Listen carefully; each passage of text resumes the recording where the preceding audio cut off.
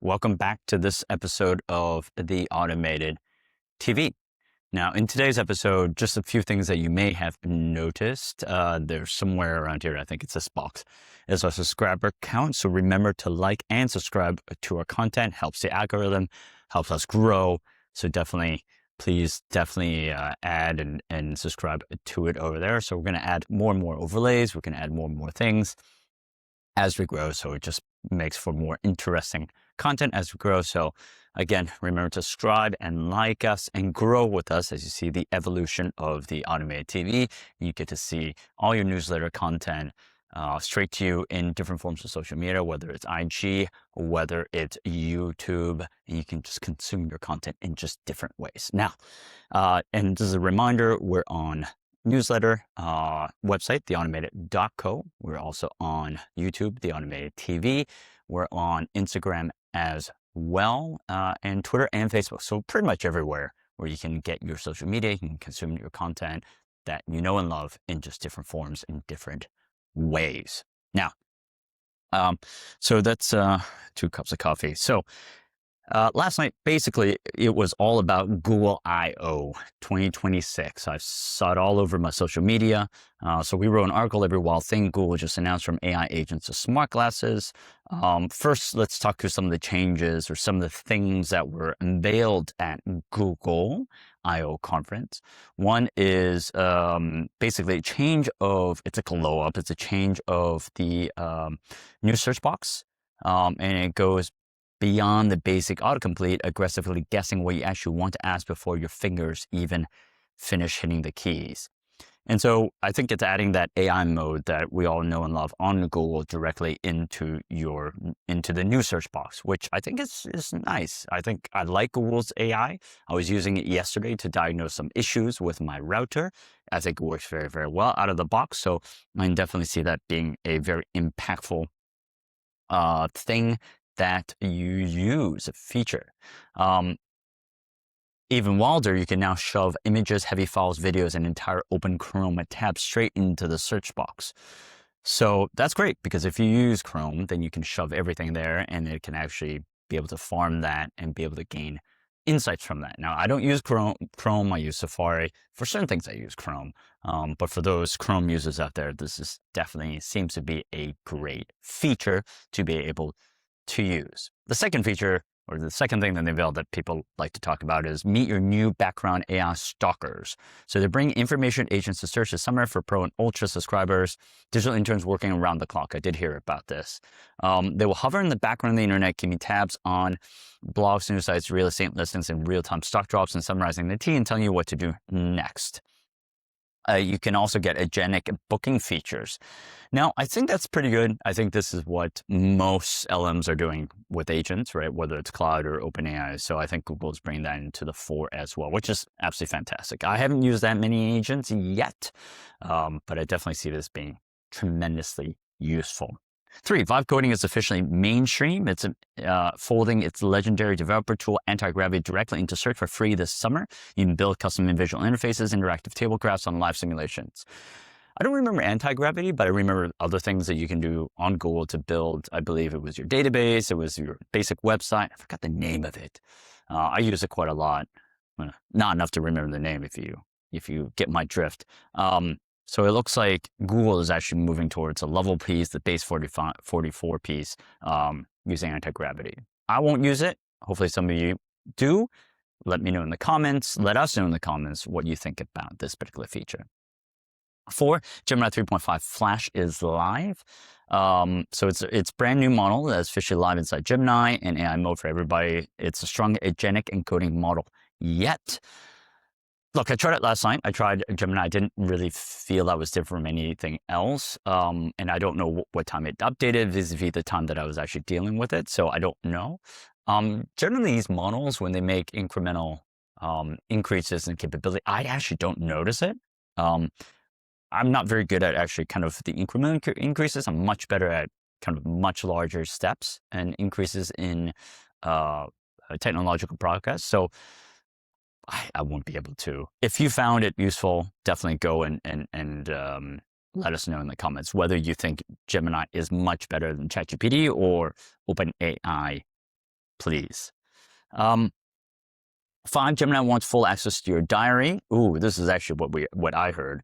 So in AI mode, personal intelligence in AI mode is officially escaping its US-only cage starting today. This feature is rolling out 98 languages across nearly 200 countries. If you give it permission, Gemini will deep dive into your Gmail and Google Photos to deeply understand your personal life. With Google Calendar integration, it's creepy and convenient and is officially global. Now, it seems like there's a little bit more possible than just the photos in the Gmail. I mean, it's already kind of doing that anyway in your Gmail, right? So if you have flights, it will book it. If you have I don't think birthdays, but if it flights, it will integrate that. Google Photos, I'm not quite sure what it will integrate. So this is possibly a feature that I would play around with and try to understand, because I think it is pretty interesting what it possibly can do. I am a tech guy, and I am the type that would try these things just to see what it's capable of.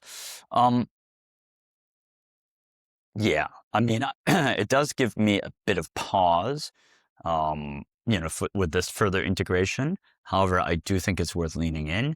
I mean, Google Photos, look, I was thinking about taking off Google Photos and actually having my own NAS server, because not privacy concerns, but it's really kind of my own personal, put everything there. I've got Google Photos, my family photos, and then I've got my personal content, like the stuff that we're developing here, and putting that on the NAS itself.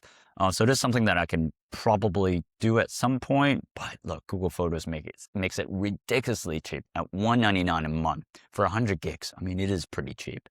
So I haven't really done that myself. I would be interested in this to see what integrations it can produce. Again, look, it could be, I've already given up the thought of privacy, right? And just between you and me, there is no privacy.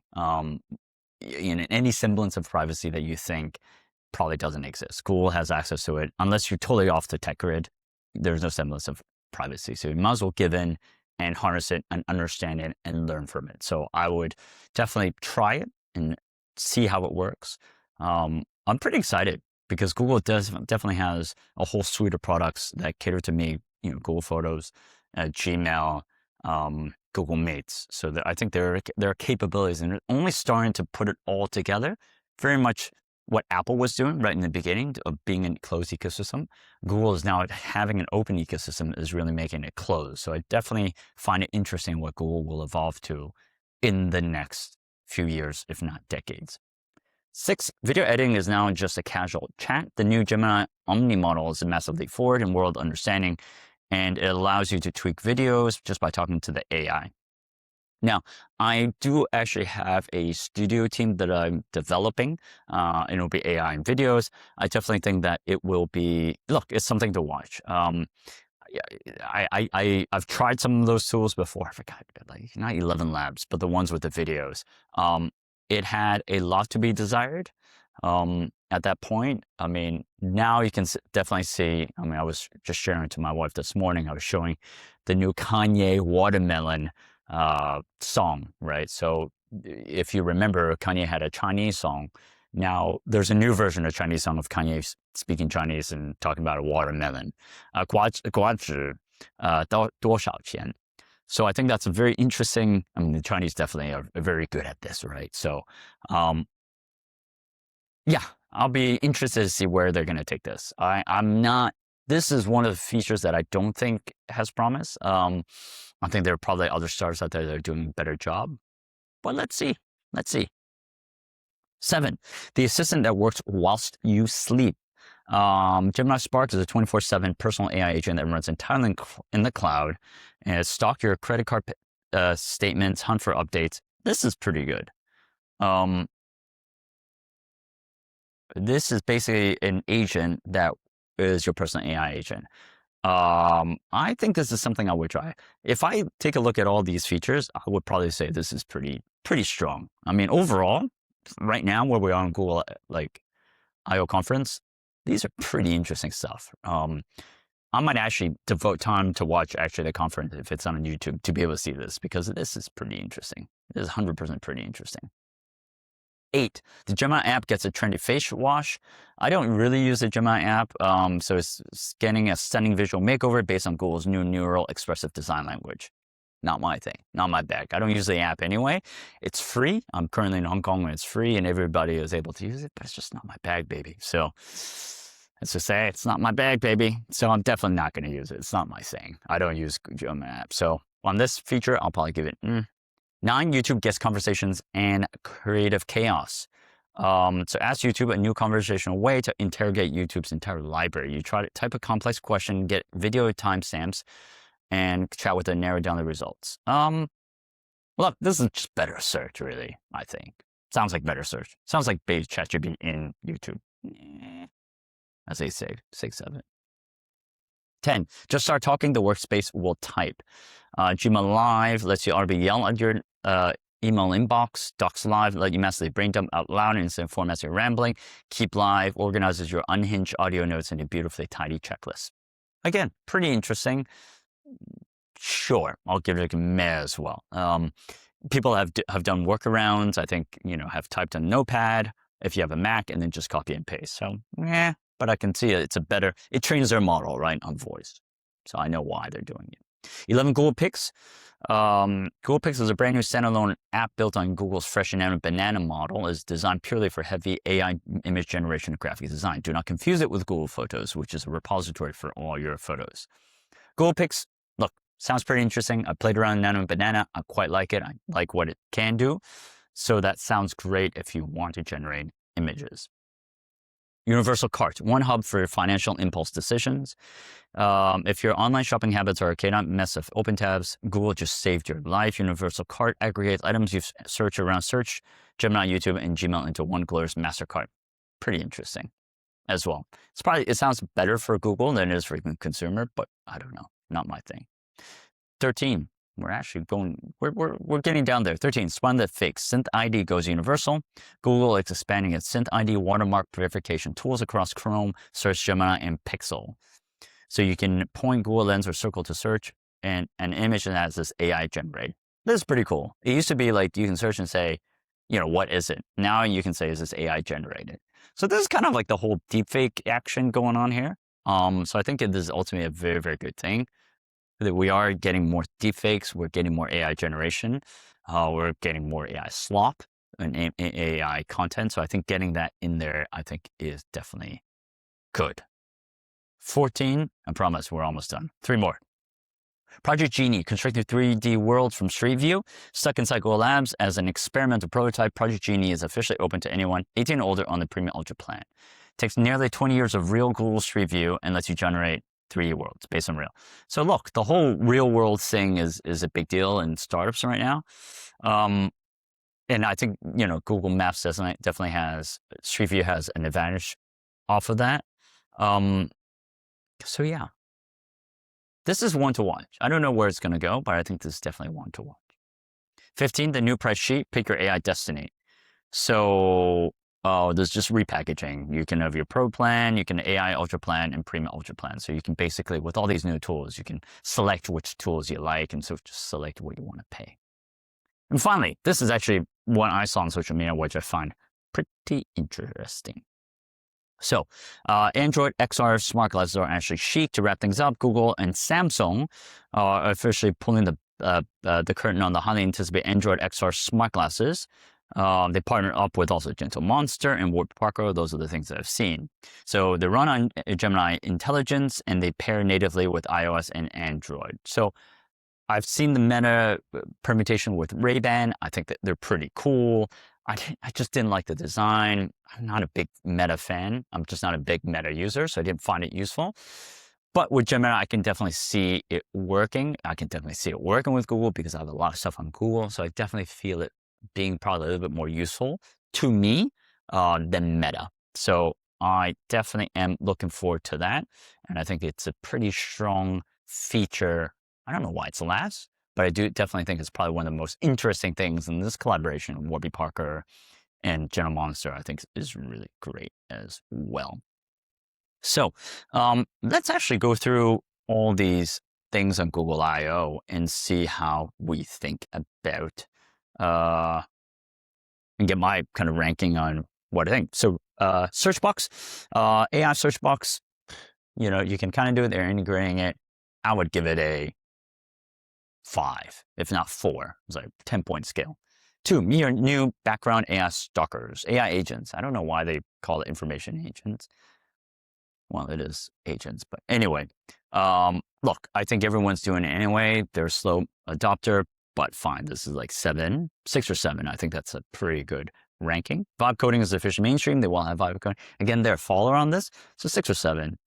Gemini 3.5 Flash, I don't use it, so for me, it's 3.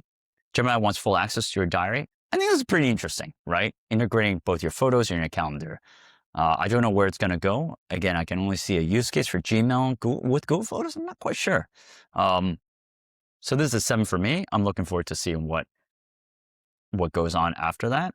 Video editing is now just casual chat. I think that's maybe kind of interesting. I've seen other things already out there, so it's about 5 for me. The assistant that works while you sleep. Yeah, look, this is a 24/7 assistant. The devil is in the details, whether it can really do it or not, and what it can do. It's open cloud again, right? So how much access does it have? Does it do bad things? I'm not quite sure. So it's a fast follower to be able to do that, but how much capability does it have? We don't know. So I do think it's about 7 or 8 from the capability. The Gemini app gets a trendy face wash, which is just a visual kind of language on Gemini app. Not really for me. 3, YouTube gets conversations and creative chaos. There's just AI in YouTube. So 3 for me. 10, just start talking. The workspace will type live era. Again, it's just integrating, I think, or being able to talk whilst you're doing kind of Gmail and Docs. 4 for me. Google Pics, Nano Banana on a separate app. 4. I like Nano Banana. I don't think you need a separate app for that. Universal Cart, put everything together. Again, I would probably say it's not useful for me, so it's about 4 or 5. Spot the fake, synth ID goes universal. You can point your camera and spot whether something's AI. I think that's pretty cool, actually. I don't know how much I'll use it, but I definitely think that it trains the model, but it gets people to spot what are the real fakes out there. So I think 6 or 7. Project Genie, constructing digital worlds from Street View. I do think this is pretty cool. So I will put a 6 or 7 as well. New price sheet, new subscription tiers, not for me. 3 or 4, I think this is kind of boring. And then finally, the XR smart glasses are actually chic. I would put it 8. I think this is pretty interesting. I would probably buy one. I'll wait a little bit more time, but I'll probably buy one. So very, very, very cool there. Okay, that was lots of content right there. So let me get some coffee. Okay, now around the AI block, how to use Google's new AI agents. You can click on that yourself. OpenAI is making it easier to check if an image was made by their models. So again, people are trying to go down this deepfake verification piece, right? Which I think is absolutely fantastic. And it's a call out to Sensitivity, right? To one of my portfolio companies to be doing this for 10 years now. Anthropic tops CNBC's 2026 Disruptor 50 list. I mean, that's all bollocks, really. Just all these like Forbes 30 under 30. I used to be a Forbes 30 under 30 judge. I think it's all bollocks. So anyway, Gemini is in danger of going full Copilot.